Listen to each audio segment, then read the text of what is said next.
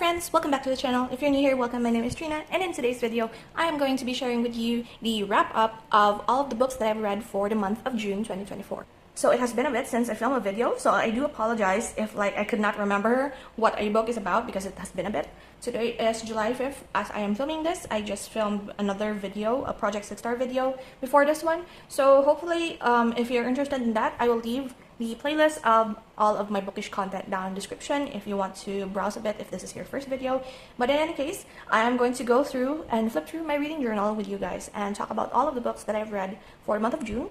I will skip the cover pages and the June TBR because I do have spoilers for that with the ratings and all of my stats. So we're going to flip to the page to where I started with all of my readings. So June is pretty much a heavy audiobook month for me. I have been doing a bunch of crochet and crafty projects that I managed to go through a bunch of books, mainly audiobooks. It is a 2-for-1 when it comes to all of my hobbies for this month.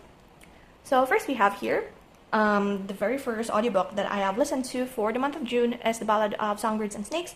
As always when it comes to my reading journals, if you don't want any spoilers, don't look into too much of my writing because I do write in spoilers and feelings and all of that stuff. I tend to write names and particular parts of the plot that may be spoilery to you guys. So yeah, the first one is The Ballad of Songbirds and Snakes by Suzanne Collins, which is a prequel story to the Hunger Games. This is about the backstory of President Snow and how he became the president of Panem and how he experienced the Hunger Games when he was younger. During this time, he is a mentor for one of the tributes. Hunger Games used to be not as extravagant as I can say it.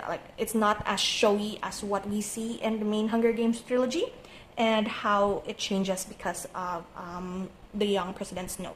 So this is for my TBR prompt for the month of June, wherein I have watched the movie or the adaptation before I read the book, and it was either this, Bridgerton, or Game of Thrones. So I decided to choose this because it's a standalone sort, because I have already read the whole Hunger Games trilogy. So this is one that I chose. I gave it a 3 out of 5 stars. I enjoyed it quite a bit. There isn't much of a difference between the movie and the the book. However, I think that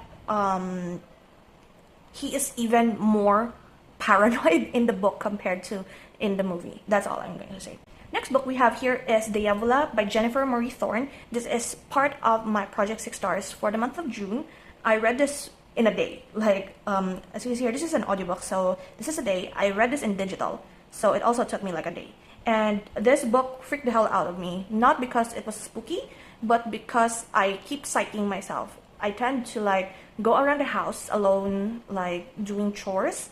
And one time, there is this little lizard that slid into the trash can, and it moved the whole trash can, the whole plastic bag inside the trash can, and it freaked me the hell out because it was night, I was alone. And also there are times when I'm filming, the electric fan that I have on suddenly turned off, and it freaked me out.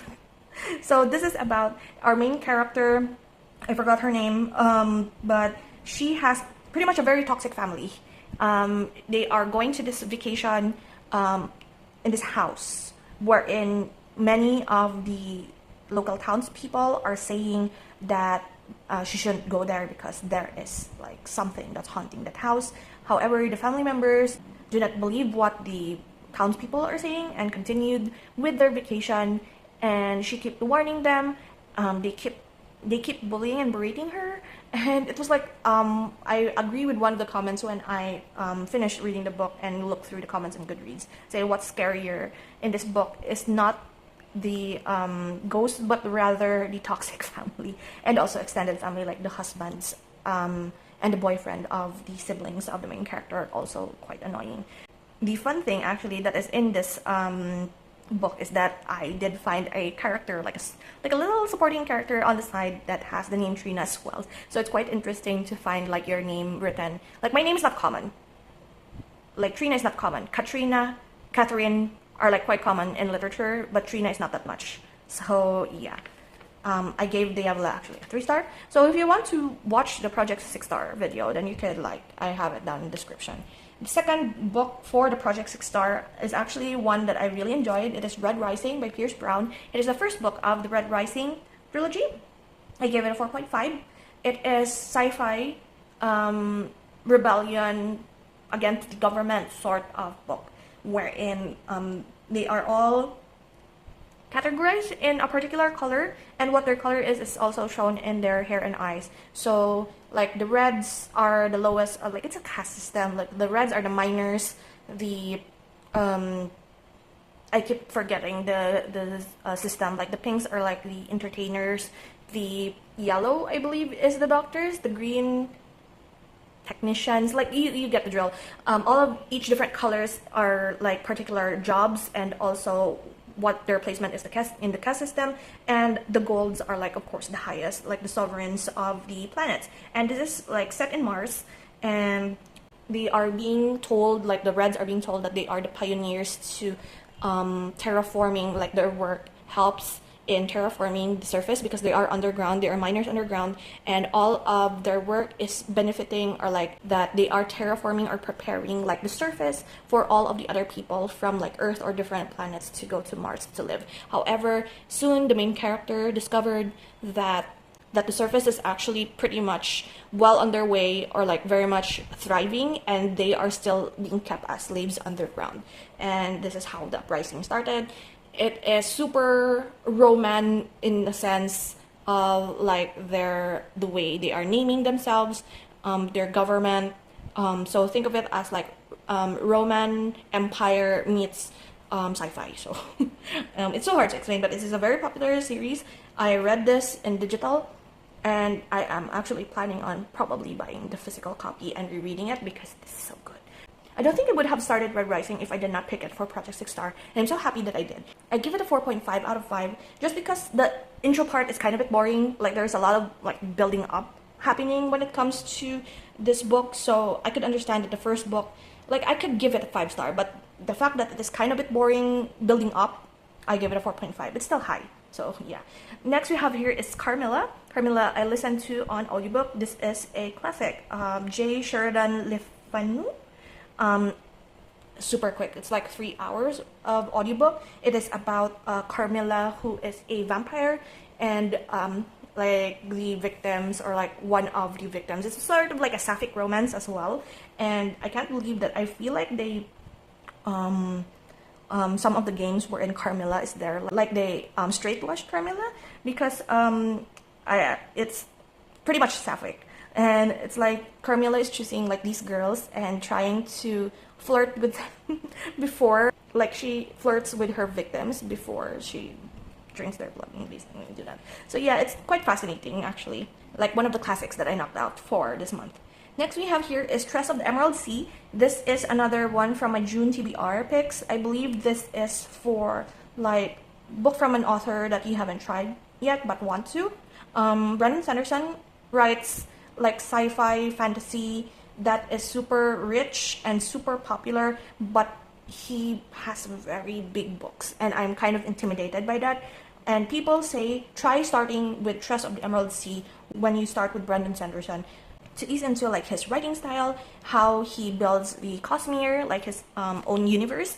And I really enjoyed it actually. I also listened to this on audiobook, half audiobook, half reading it digitally, and I quite am surprised because previously, like I will mention it actually in a bit, that pirate or voyages in like ships I don't really tend to like, and for this one I actually enjoyed it.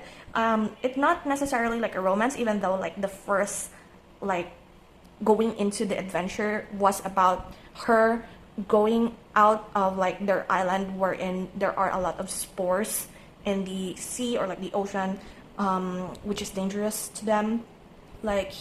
She went out to this adventure because she wants to save the person that she loves, but it ended up more of her finding her purpose and what she's good at and going out of her comfort zone. And it's actually pretty good, so I give it a 5 out of 5. It's very interesting, and now I am like more confident into picking up some of Brandon Sanderson's books, like in the Cosmere series.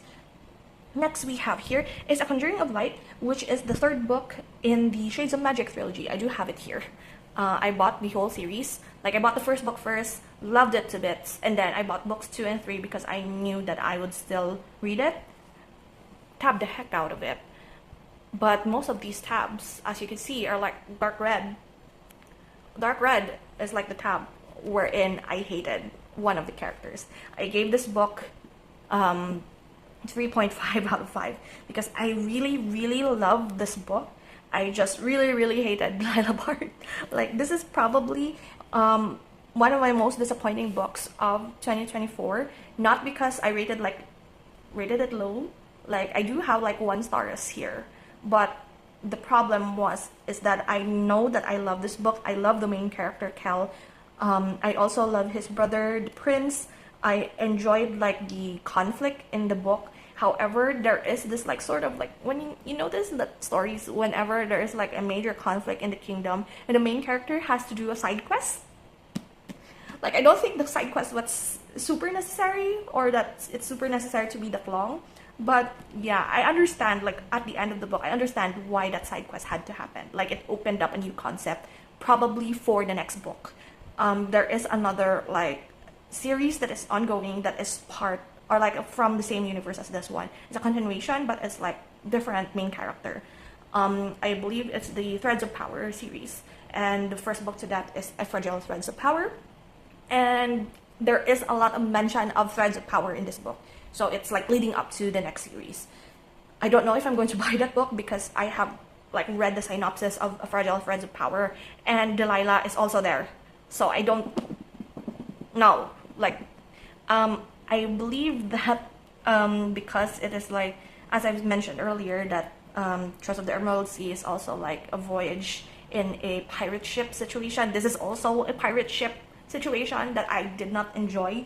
So I am not sure if like is it because of the pirate situation, or is it just because of Delilah Bard that I really dislike this concept.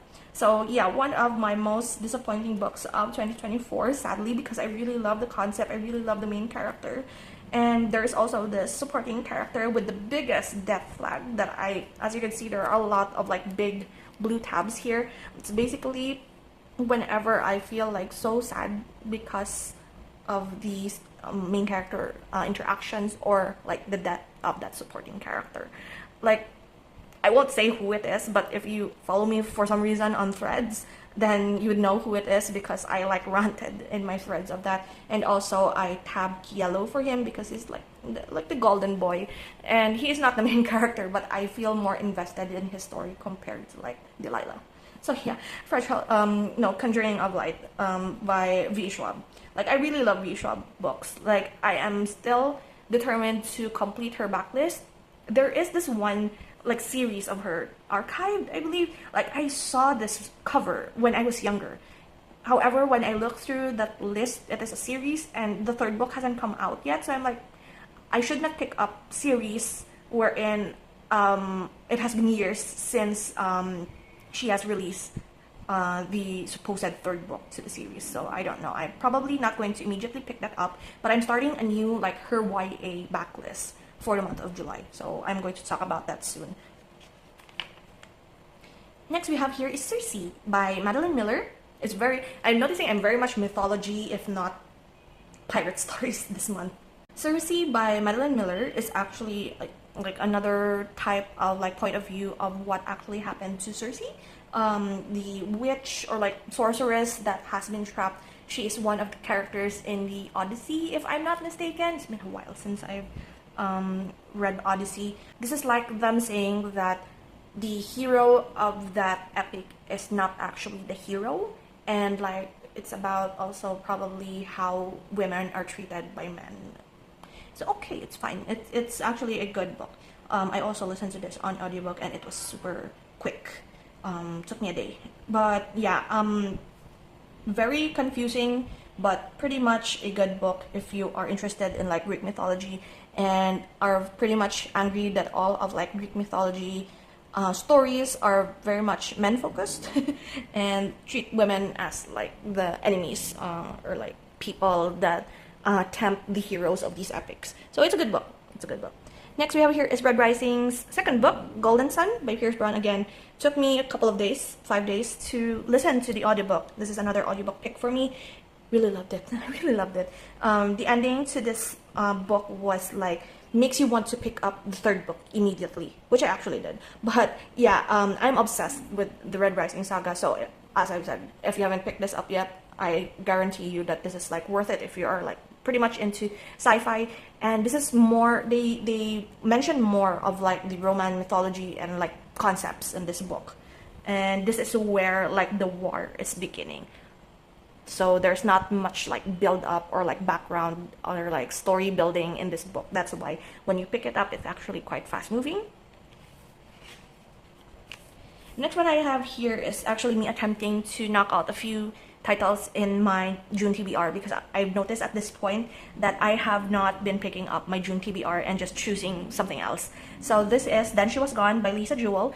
This is another, like, I believe this is my multiple or like dual POV TBR prompt for the month of June, and I chose a thriller, but somehow this was a mistake because this is not like dual POV. It's like just the mother actually.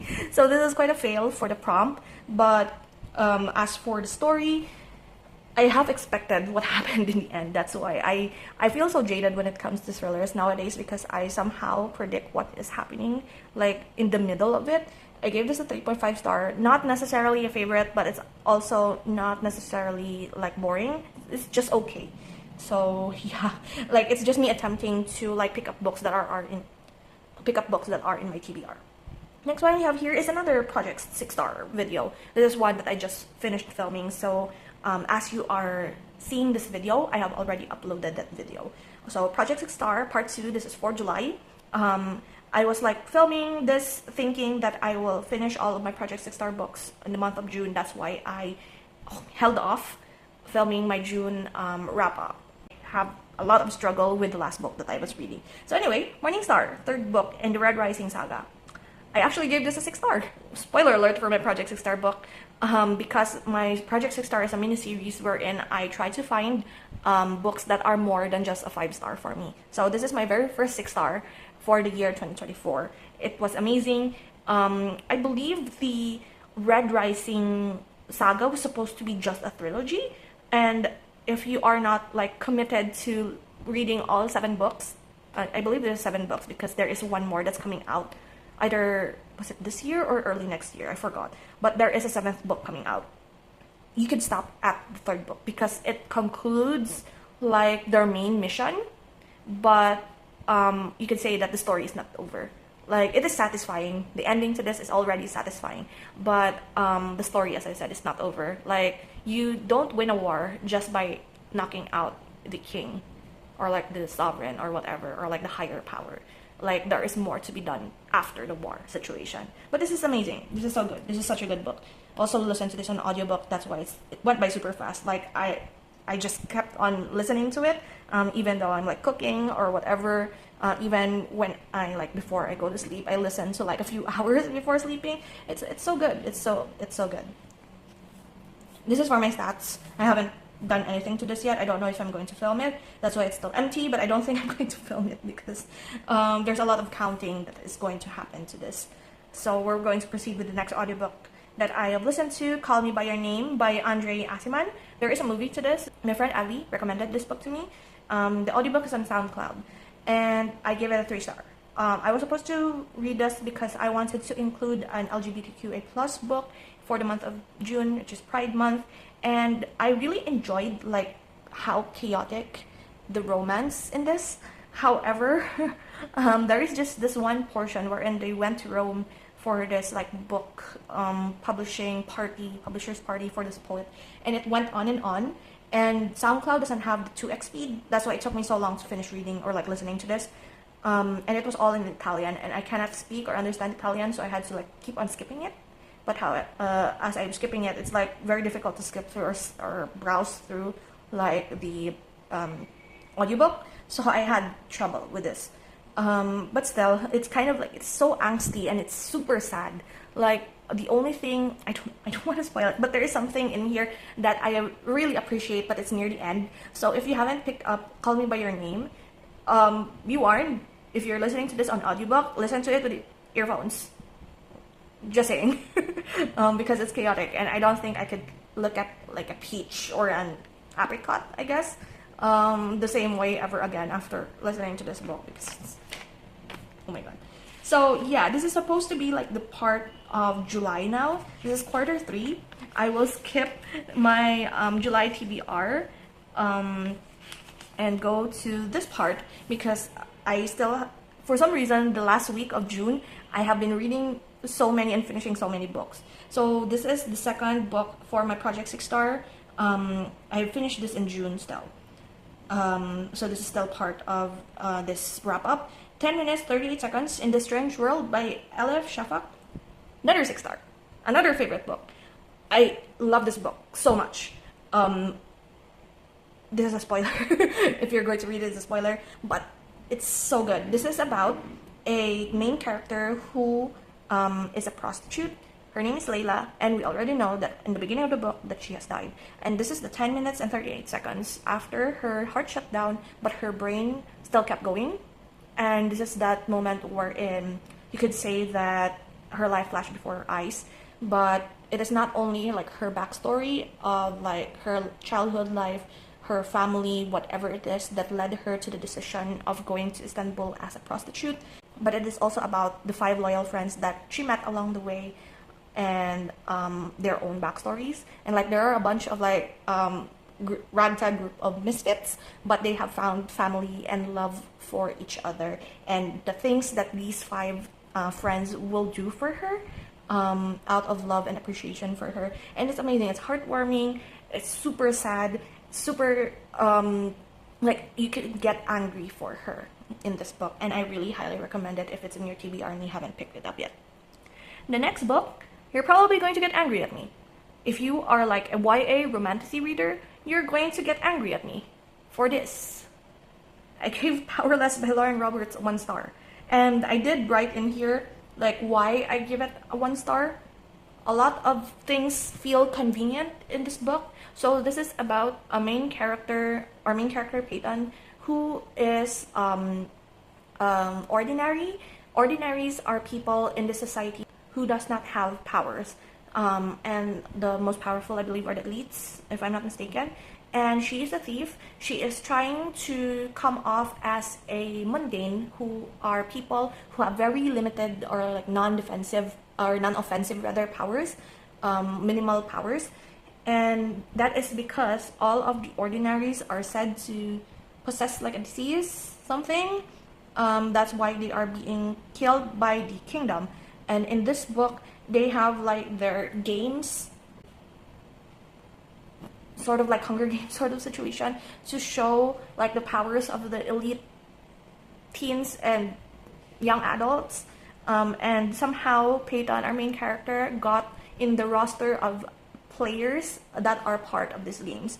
And he also like met the one of the most powerful, most broken elites of the whole kingdom, which who is the prince, Prince Kai, who is the main love interest for this. There are a lot of stuff here that I find problematic, to be perfectly honest. But if you just wanted like a romance, an enemies to lovers sort of situation, wherein their flirting is super, I don't know, it's not for me. One of the probable reasons is that Peyton is also a thief like Delilah Bard, and maybe I'm like projecting or something, but no, this is not for me. So I won't be continuing with the Powerless series. If you love this book, then good on you. I'm happy for you that you found a book that you really loved, and there is still more probably coming out. The second book, Reckless, just came out, I believe. So if you enjoy this, then go grab that and enjoy yourself. But for me, I don't, it's not for me. Then there's another one here that is like unpopular opinion. In my case, Babel by Arif Kwang. I gave this a 3 star because I'm pretty much annoyed. Magic related, cannot explain it. But our main character is like Chinese, and he was like adopted by this professor mage situation. He was brought to this institution in Oxford, wherein he will learn all of the different languages and use like silver. I think their magic system is like words imbued in silver that could like do things whatever you imbue in it. Like you could heal people with it, you could like make it explode if you put like words or summon words that will make it explode, something like that. And it was chaotic actually. It's like super what do you call this, like it's super traumatic and also hateful in a way, wherein there's a lot of racism and like can't really the struggles between the poor and the rich. Like it's very academic because it's like, of course, it's dark academia, I understand, but you really learn quite a bunch of like history. It's also like historical fiction, I guess. You can learn a lot of history, a lot of terminologies and words with this book. So if you love this, I'm sorry, but it's not for me. Next we have here is the last book that I read for the month of June, which is The Hidden Oracle, the first book in the Trials of Apollo series by Rick Riordan. This is probably the last Rick Riordan series that I have not read, and I do have the book here. This is book 1. I have this since 2016 or like 2017 maybe. I have not read it, that's why it's like the gilding here is still kind of okay because I have not touched this at all. The only problem, as you can see, it's almost quite new except for the top one because of course it is like old and bookshelf problems. But I really enjoyed this book, mainly maybe because of like Nico D'Angelo and Will Solis being in here, but also this is about Apollo who has been punished. This book is actually simultaneous with the Magnus Chase and the Gods of Asgard series. I do have a reading vlog, a whole reading vlog for that. Simultaneous to that, this is like happening 6 months after the events that happened in the Heroes of Olympus series. So that's the timeline for these books. And the god Apollo was punished by Zeus because of like one of his sons' mistake in the previous series.